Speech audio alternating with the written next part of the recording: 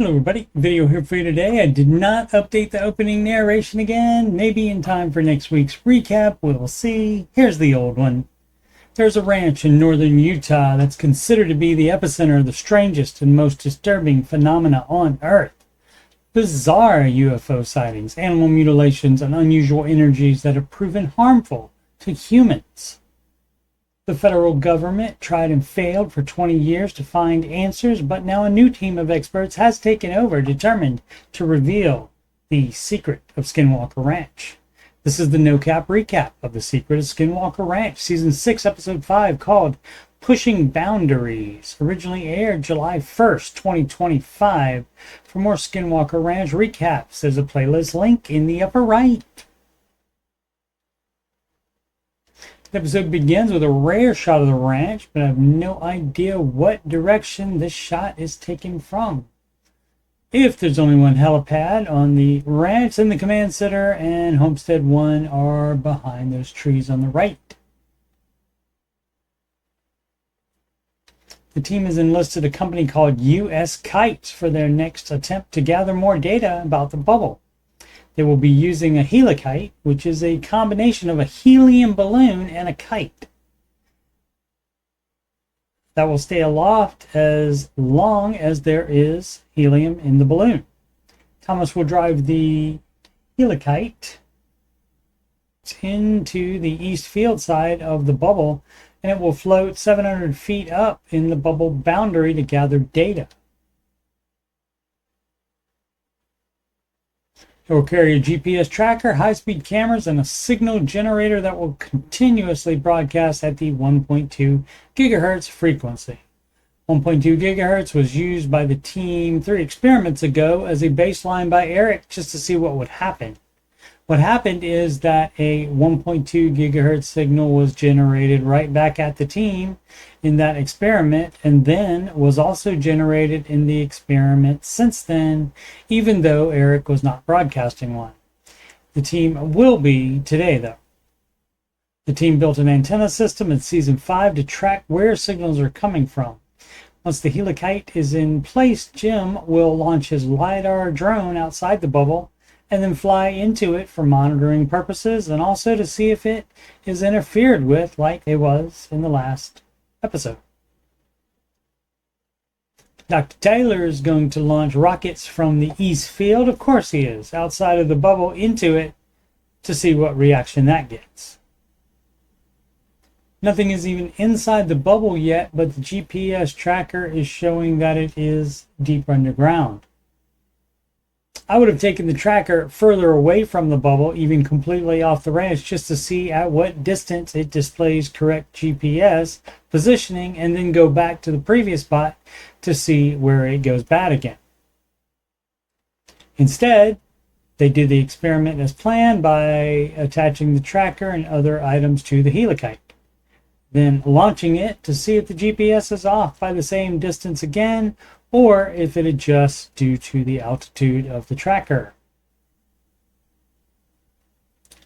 The helikite is transported to the planned position of just inside the eastern boundary of the bubble. The next step is to launch the LiDAR drone before Dr. Tyler starts launching rockets.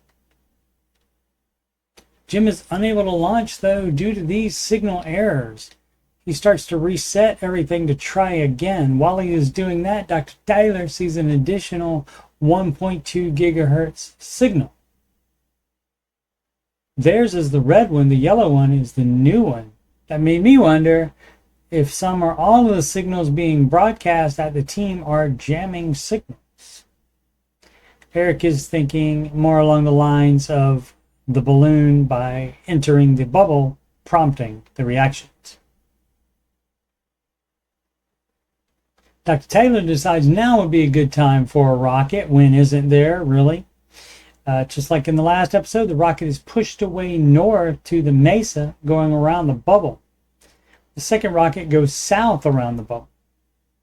Eric calls an end to the experiment at that point so they can see what data they were able to collect. Jim explains that he could pick up 21 different GPS satellites, but it was a weak signal from them that caused the problem. Before you ask, how can they be jamming us if they don't know we're coming? They always know we're coming, and yes, it's a trap. He had no signal issues until the helicite penetrated the bubble. Eric shows the GPS tracker being incorrectly reported at nearly 800 feet underground. He also reminds us that shortly before the team recovered the 11% gray wolf, 89% unknown species from Dry Gulch Creek, their GPS tracker showed that they were 5,000 feet underground. The creek is near the southern border of the bubble. The high-speed cameras caught these 4 sphere UAPs traveling left to right at tremendous speed. Eric advances the frames, and these spheres all go behind the rope. So it's not a bug on the lens. The thought going forward is to set up experiments at bubble boundary locations, including the Dry Gulch Creek one, in order to try to determine what is reacting to what they are doing. Biologist Ben Woodruff, who did preliminary analysis on the unknown wolf species he said was very close to juvenile dire wolf, even though they have supposedly been extinct for over 10,000 years, returns to the ranch and is ready to assist with another search along the creek. The team will walk 2 kayaks filled with scientific instruments down the creek from outside to inside the bubble to see if there are different readings. Jim will also attempt to fly his LiDAR drone through the bubble boundary again. The first bit of weirdness is that the tri-field meter reads 0 radiation. There's always a bit of radiation in any environment, but this was also the case previously in the creek. Dr. Taylor lets Eric know via walkie-talkie, and Eric has news too. The GPS tracker is already showing as underground. Also, something keeps disconnecting the sonar device from Dr. Taylor's phone. After both kayaks are inside the bubble boundary, the drone is successfully launched, but stops in the air, giving a message that there is an aircraft approaching, so it pauses its flight path. Fortunately, the software lets you override that safeguard, so Jim is able to continue collecting LiDAR data in a push broom pattern. However, the GPS corruption errors start as soon as the drone touches the bubble boundary. When that happened last week, Eric was able to determine that characters were being replaced in the data stream, including some that could not be read. The next contact with the border by the drone also caused a corrupted data point. And then the drone aborts its mission, which apparently cannot be overridden. Thomas finds some animal droppings at the exact spot the wolf was found in, so gets samples for Ben to analyze. It's 2 days later in the command center. Eric shows that the drone GPS errors are right on the bubble boundary.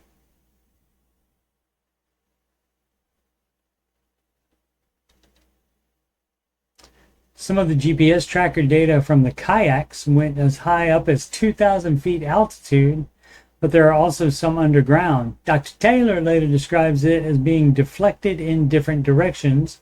He doesn't say this, but the same thing happened to his 2 rockets in this episode.